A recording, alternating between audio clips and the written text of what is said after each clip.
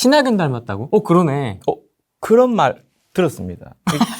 잘생긴 사람 쪽에서는 신하균인데요. 네. 그리고 어떻게 잘 생각해보면 김창렬도 있습니다. 그렇다. 살짝 있다. 네네. 신하균과 김창렬 사이 정도 된다고 보시면 되겠죠. 그래, 한 6대4 정도. 네네. 그러네. 사실 정부하고 상관없이 많이 올라야 되는 시장은 맞아요. 왜냐면은 우리가 부동산을 놓게 보면은 결국 오르는 것은 뭐에 연관되어 있다? 뭐가 가장 중요하다? 저는 개인적으로 심리라고 봅니다. 심리? 사람은 심리. 입주 물량이 많아도 심리가 화랑이면 사람들이 막 사요. 입주 물량 많은 것을 다 해소하고 들어가죠. 그러니까 결국에는 오른다, 내린다. 여기에 대한 판단을 하는 심리가 가장 중요한데, 근데 심리는 영향을 미치는 요소들이 복합적이잖아요. 또 뭐가 있을 수 있을까요? 금리, 그리고 유동성, 돈을 푼다는 의미죠. 그리고 규제, 입주 물량, 여러 가지 요소들이 있어요. 그럼 과연 심리가 어떠한 요소에 가장 영향을 많이 받을까? 이것을 봐야 되는데, 저는 개인적으로 생각했을 때 약간 제 스타일이었거든요. 네. 저는 개인적으로 판단했을 때는 이번 상승의 주요한 이유는 금리와 유동성이 풀어진 거라고 봐요. 왜냐하면 금리가 인하되고 그리고 정부에서 돈을 푼다는 거죠. 유동성이 지금 연간 6% 확대되고 있거든요. 이 상황에서 우리나라 아파트 가격이 많이 올랐잖아요. 그런데 이거는 전 세계적인 현상입니다. 미국 부동산. 근데 재밌는 거 아십니까? 우리나라가 상승한 비율만큼 미국 부동산도 거의 비슷하게 올랐어요. 그래요? 그럼요. 제가 진로우라고 있습니다. 여러분 제가 하나 가르쳐 드릴게요. ZILOW. 진로. 부산에 가면 진로 소주가 있거든요. 진로? 그거랑 비슷합니다. www.zillow.com 여기 들어가시면 사이트가 하나 뜨는데 그 사이트에 보면은 그 미국 부동산 실제 매물 나와 있는 것들이 딱 그 사이트입니다. 미국 부동산 실제 매물이 나와 있어요. 맵이 딱 나옵니다. 맵 지도로. 그러면 매물로 나와 있는 집 위에는 가격이 탁탁탁 나와 있고 그 집을 클릭하면은 자세한 사진이 나와 있는데요. 뉴욕의 가격, 뉴욕의 주택 가격 생각보다 안 비싸더라고요. 한 9억 정도. 싸다. 그렇죠. 근데 그 9억도 원래는 4억이 안 됐습니다. 그래서 전 세계적으로 아파트 가격이 주택 가격이라고 해야죠. 많이 올랐기 때문에 이건 전 세계적인 현상이고 그러면은 입주 물량은 저마다 다르잖아요. 나라마다. 그런데 전체적으로 올랐다는 것은 공통된 분모가 있다는 거죠. 그럼 그 공통된 분모는 바로 금리하고 유동성. 그래서 이게 중요한 요인이기 때문에 사실 정부 입장에서는 입주 물량을 얼마나 더 많이 터뜨리느냐. 여기에 따라서 그 오름의 폭이 좀 낮아질 수는 있겠죠. 입주 물량 공급이 많게 되면은 오름폭은 좀 낮아질 수가 있으니까. 자, 그랬는데 정부를 떠나서 어찌됐거나 금리가 인하되었고 유동성이 풀렸기 때문에 가격은 올라갈 수밖에 없다. 이렇게 봅니다. 정부의 탓만 하는 것은 저는 아니라고 봐요. 사실 입주 물량이 부족하다, 공급이 없어가지고 네. 지금 그렇다. 그래서 이게 가장 큰 원인이다. 집값 상승에 이렇게 보시는 분도 계시고. 제가 거기에 반론을 한번 펴볼까요? 입주 물량 때문이다. 지금 그러니까 올해부터 내년, 후내년 입주 물량이 전국적으로 작은 건 맞아요. 그런데요, 2017년도, 2018년도, 2019년도, 2020년도는요, 2000년 이래 입주 물량 정상적으로 통계 집계를 한 2000년 이래 가장 많았습니다. 그렇죠. 그렇기 때문에 사람들이 입주 물량이 작아서 올랐다는 말은 말이 안 되는 거예요. 앞뒤가 안 맞죠. 저는 그렇게 생각하는 바입니다, 여러분. 약간 인터넷 강사 느낌이네. 약간 그런 말 좀 들었죠. 제가 말했죠. 제가 오늘 컨셉이 뭐라고? 빈티지라고. 하지만 저희 분석은 날카로울 겁니다. 저희 실전 경험은 날카로울 겁니다. 자신 있게 말씀드리세요. 유동성 되게 중요하다고 말씀하셨는데 현재 오늘 촬영일 기준으로는 이 유동성의 증가를 굉장히 억제하려고 하는 듯한 그렇죠. 전세 대출, 담보 대출은 마찬가지고 당연하고 신용 대출, 그다음에 금리까지도 지금 강력하게 지금 쪼이고 있는 상황인데 그럼 이게 좀 심리에 영향을 줄 거라고 보세요? 저는 영향을 일부 준다고 보는데요. 이게 생각해 볼 게 뭐냐면은 지금 정부에서 어떻게 보면은 우리가 유동성이 증가한다. 이게 상당히 중요하거든요. 이 유동성 증가 때문에 전 세계의 주택 가격이 오른 겁니다. 근데 유동성 증가에 대해서 조금 생각해 보고 제가 다시 말씀드릴게요. 지금 우리나라는 연간 6% 돈을 찍어냅니다. 여기다가 금리도 지금 올렸고 앞으로 올려간다고 말은 했지만 아직 낮은 상황이잖아요. 그렇기 때문에 돈이 6% 풀린 것을 금리가 낮기 때문에 대출을 막 많이 받아왔다는 거죠. 자, 6% 유동성이 증가한다는 것은 잘 생각해 볼 필요가 있는 게 우리가 3억짜리 아파트라고 예를 들게요. 그러면 연간 6% 가격이 오르는 것은 오른 게 아니에요. 돈. 6% 화폐가 풀렸기 때문에 화폐 가치가 하락하는 만큼 현물의 가치는 증가하기 때문에 그렇기 때문에 내가 사는 집이 1년에 6%. 그럼 3억이면 1,800만 원. 그리고 2년이면 3억 3,600만 원. 3,600만 원이 오르지 않은 건요, 내린 겁니다. 그래서 당연히 올라가는 게 당연히 맞고요. 근데 이제 역으로 이제 이야기를 해볼게요. 이제 정부가 유동성이 너무 풀리다 보니까 좀 회수를 하려고.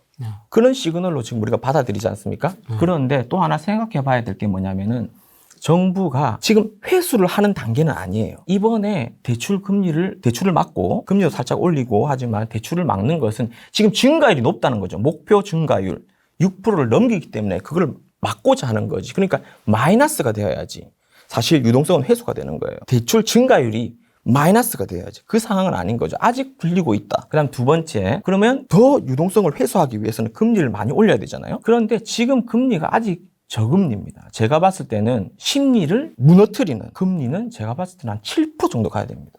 아, 그래요? 상당히 높네요. 4%, 5% 정도까지는 무너뜨리진 않을 거예요. 자, 뭐냐면은 생각해 보세요. 원래 제가 초창기에 투자를 할 때는 금리가 거의 4% 후반이었습니다. 4%, 5%일 때에도 아파트 가격이 올라왔다는 거 하나. 그리고 7% 정도를 잡는 이유가 뭐냐면은 보통 대출금리하고 예금금리 차이가 있잖아요. 2에서 한 3% 정도 사이라고 볼게요. 그럼 예를 들어서 3%라고 가정합시다. 자, 그러면 6%, 지금 대출금리가 6%란 말은 예금금리는 한 3% 정도 생각하면 되겠죠. 그런데 이 3%는요, 지금 상가 수익률하고 비슷합니다. 상가 수익률이 지방에 가면 3%대, 물론 서울은 뭐 2%대, 1%대, 강남에 가면 마이너스도 있지만, 자, 그런데 보통 지방으로 가면 3%대, 잘 나오면 4%대거든요. 똔똔이라고 하나요? 그러니까 예를 들면은 6% 대출금리 되면은, 3% 예금금리. 그럼 은행에 넣는 3% 금리와 대출이랑 비슷하게 되는데, 이게 7%, 8% 가면요, 이제 상가 돌릴 필요가 없는 거예요. 은행에 넣으면 되지. 그렇죠. 무슨 말인지 이해되시죠? 그래서 정말 심리가 무너지는 금리 때는 저는 한 7% 정도, 6, 7% 정도 가야 된다. 그러면 폭락장이 올 수도 있다. 폭락장이 올지 안 올지 확신은 못하지만 하락 반전은 거의 기정사실이지 않을까라고 생각하는데, 자, 그래서 하지만 꼭 7% 정도가 아니라 5%대 사람들이 얼어붙을 수도 있겠죠. 그렇죠. 그렇기 때문에 그러면 그건 약간 약보합이라고 할까요? 어찌됐든 간에 우리가 심리 기준으로 보면 심리가 무너지는 금리는 저는 한 7% 정도 봅니다. 대출금리가 7% 정도까지 가려면 사실 상당히 많이 기준금리를 올려야 되잖아요. 그렇죠. 그리고 또 지금 경제도 같이 봐야 되잖아요. 금리는 그렇죠. 경제 상황과 맞물려 있기 때문에. 그렇기 때문에 현실적으로 6%, 7% 금리 올리는 거 쉽지 않아요. 그래서 저는 심리가 급격하게 무너지는 장은 오지 않을 것이다 라고 하나 보는 거고요. 그리고 두 번째, 제가 아까 우선순위, 입주 물량보다 우선순위가 금리와 그리고 유동성 증가라고 했잖아요. 예. 이거를 이제 급격하게 올리지 못한다. 급격하게 유동성을 회수를 못한다라는 가정하에서 그 다음으로 한번 넘어가 볼게요. 그 다음으로 넘어가면은 이제 입주 물량이잖아요. 네. 입주 물량이 상당히 작아진다. 수도권은 3기 신도시가 이제 들어서는 순간까지. 자, 그렇기 때문에 지금 우리가 심리란 애가 있어요. 얘가 지금 막 고민하고 있는 거야. 수도권 같은 경우에는, 서울 같은 경우에는 아파트 가격이 솔직히 많이 올랐어요. 네. 부담스러워. 대출도 잘 안 해주고. 종부세도 막 나온다고 하고. 네. 자, 겁은 나는데 실제로 이걸 무너뜨리려고 하면은 아까 금리, 유동성 이게 심리를 무너뜨릴 만큼 가력은 7% 아직 좀 남았다는 거죠. 많이. 그렇죠. 그리고 입주 물량은 작다. 그래서 저는 점진적 저도 우상향이라고 보는 편입니다. 서울 수도권, 지방 다 그렇게 보시나요? 그러니까 입주 물량은 다 봐야죠. 별개로 봐야죠. 좀 나눠서 근데 봐야 지방도 사실 서울 많이 오른 만큼 지방은 그렇게 많이 오르진 않았어요. 특히 광역시 밑으로 내려가면 정고점, 광역시 뭐 김해, 창원 뭐 이런 곳, 창원은 좀 올랐지만 김해라든지 거제 내려가면 거제도 이런 곳으로 가면 아직 정고점 아파트 가격이 하락했어요. 정고점도 못 찾은 곳이 덜어 있습니다. 그런 곳은 리스크가 거의 없다고 봐야 돼요. 자, 똑같이 적용을 하면은 유동성, 금리 몇 번 나올 것 같아요. 자, 이 상황으로 인해서 아파트 가격이 올라야 정상이라고. 6% 안 오르면 손해라니까요. 그런데 못 올랐어요, 얘는. 이제 정고점 왔어. 그래서 여기는 리스크가 더 없죠. 다만 우리가 막 지방 좀 작은 소도시까지 내려가가지고 내가 서울에 사는데 투자를 해야 되나. 또 걔들은 예를 들면은 서울은 3억이 12억, 6억이 18억, 막 2점 몇 배씩 약 3배 가까이 오른 것도 막 있지만 지방에 뭐 2억이 6억이 될까? 이런 건 좀 의아하죠. 그렇죠. 네. 하지만 수익률은 낮지만 수익률은 오른 금액이라고 할게요. 오를 금액은 낮지만 사실 그런 지역은 서울보다 더 안전한 건 맞아요. 이제 정고점. 지방 분들 좋겠다. 네. 투자할 왜요? 때 많아서. 지방은 투자할 때가 서울에 비해서 많다기보다는 이제 투자금이 좀 작죠. 그것도 좀 전세가도 높고. 그것도 좀 부럽고. 하시면 되죠. 아니 이게 약간 심리적인 그게 장벽이라는 게 있어요. 좀 지방에 대한 충청권을 벗어나는 거에 대한 제가 대전 출신이거든요. 네네. 이 심리적인 부담이 좀 있어요. 전라도나 경상도나 좀. 마인드를 다 잡으셔야 되죠. 그런데 지금 그게 있어요.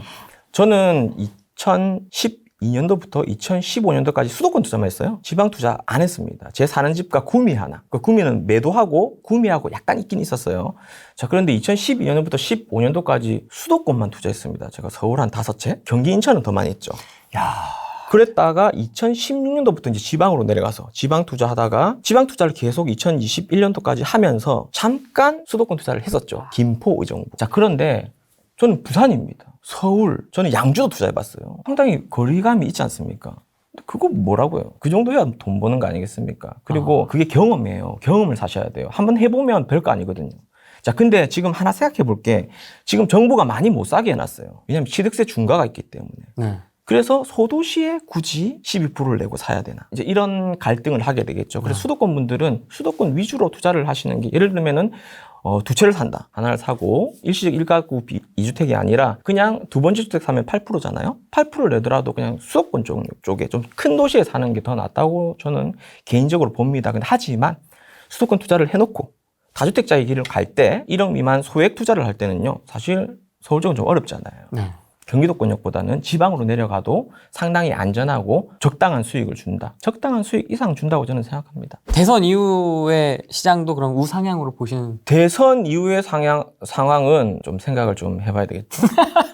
아, 누가 되느냐에 따라 달라질 거라고. 그건 뭐 당연한 거 아니겠습니까? 어. 막 이야기해도 되나 모르겠네. 아, 그럼요. 네. 이재뽕이 될지 뭐 네.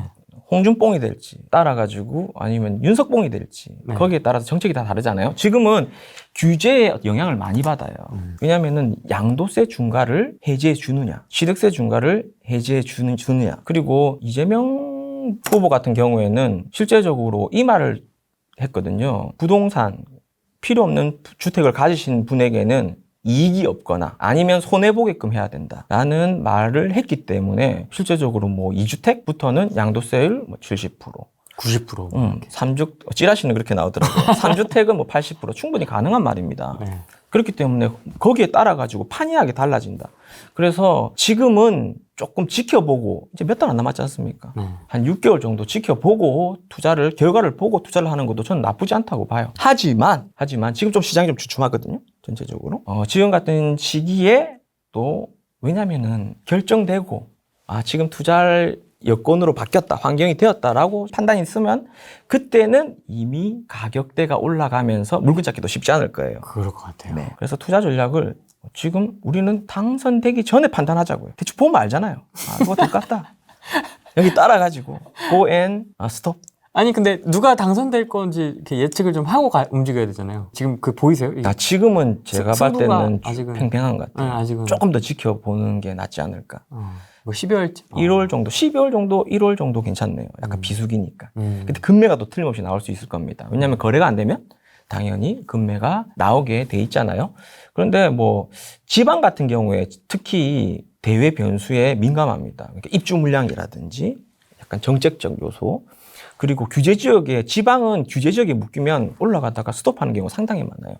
서울은 물론 초반에 지금 그 규제 지역이지만 가격대가 꾸준히 올라가고 있잖아요. 그런데 지방은 올라가다가 규제라든지 이런 것에 멈칫하는 경향이 또 강하고, 입주 물량이 많은 시기에는 인구 규모가 크면 클수록 그 입주 물량을 다 소화하고 가는 경우가 있어요. 근데 지방은 바로 멈춥니다. 그렇기 때문에 지방과 또 수도권 또 대응이 좀 다르겠죠.